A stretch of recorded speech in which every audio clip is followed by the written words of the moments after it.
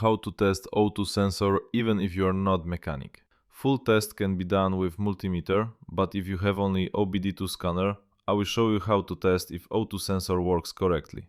Full article guide on my website is in description if you are unsure about locating sensor or anything else from this video.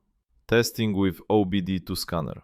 Sensor 1, if it has 4 wires, should oscillate at idle between 0.1 volts and 0.9 volts.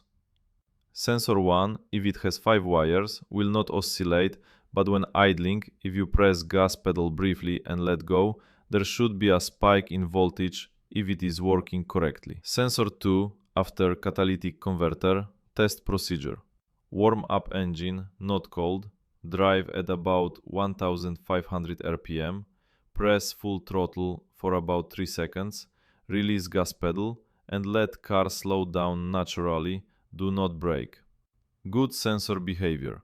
Voltage spikes close to 0.9 volts when throttling.